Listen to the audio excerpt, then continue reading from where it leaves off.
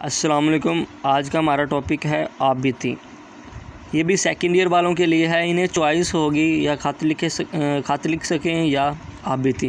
تو خط کی ویڈیو میں نے اپلوڈ کر دی ہے، تو اب میں آپ بیتی کی کرنے جا رہا ہوں۔ آپ بیتی کا مطلب ہے کہ اپنا حال خود اپنے ہاتھ سے لکھنا، جو آپ پر بیتی ہے وہ اپنے ہاتھ سے لکھنا آپ بیتی ہے۔ اس کے لکھنے کے متعلق آپ کا علم ہونا چاہیے، چیزوں کے متعلق مشاہدات ہونے چاہیے، آپ کس طرح لکھتے ہیں یہ بھی ایک چیز ضروری ہے آپ بیتی لکھتے ہوئے۔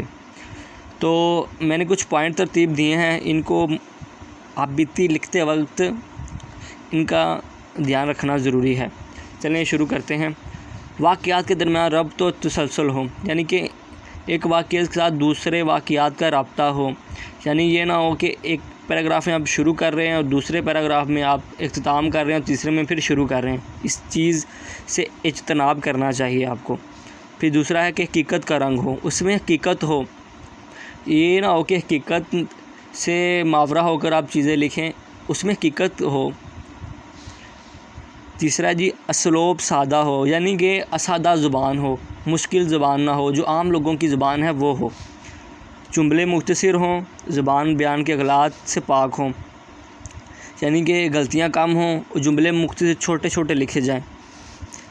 اشعار اور ادبی لطیفوں کا استعمال، برمل استعمال ہو تو وہ آپ بیتی کو چار چاند لگا دیتا ہے، لیکن اگر اشعار کا برملہ استعمال نہ ہو تو وہ آپ بیتی کو بے اثر کر دیتا ہے۔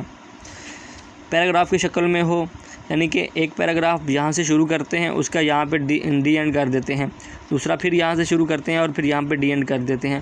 یہ پیراگراف کی شکل میں آپ نے یہ لکھنے ہیں۔ یہ 2 صفحات، کم سے کم 2 صفحات ہوں، زیادہ سے زیادہ 3 صفحات پر مشتمل ہو۔ اور آخر میں آپ یہ شعر لکھ سکتے ہیں کہ یاد ماضی عذاب ہے یارب، چھین لے مجھ سے حافظہ میرا۔ اب میں آپ کو ایک آپ بیتی کے متعلق بتا دیتا ہوں۔ فار ایگزامپل ایک کرسی کی آپ بیتی ہم لیتے ہیں، آپ نے کس طرح آغاز کرنا ہے، آپ نے اس طرح آغاز کرنا ہے آسان لفظوں میں کہ جو بھی چیز آپ کو آپ بیتی کے لیے دی جائے گی وہ شکستہ حال ہوگی، وہ ٹوٹی پھوٹی ہوگی، کسی کبار خانے میں پڑی ہوگی یا کوڑا دان میں پڑی ہوگی، تو آپ کو اس کی یہ نہیں کہ قربانی کے بکرا جب پیدا ہوا تب نہیں، جب وہ تمام اپنی زندگی گزار چکا ہے، اب آخری مراحل میں ہے، تباہ ہونے کا ہے، تب وہ آپ بیتی آپ نے اس کی سٹارٹ کرنی ہے۔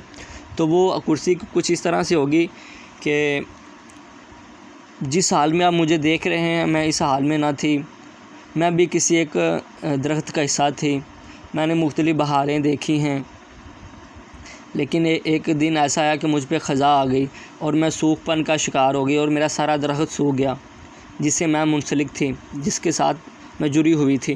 ایک دن ایک آدمی آیا لکڑیوں کی تلاش میں، تو وہ مجھے کاٹ کر کچھ پیسوں کے عوض اس نے بازار میں بیچ دیا۔ ایک برہائی نے مجھے خریدا اور مجھ پہ محنت کر کے مجھے کرسی کی شکل دے دی۔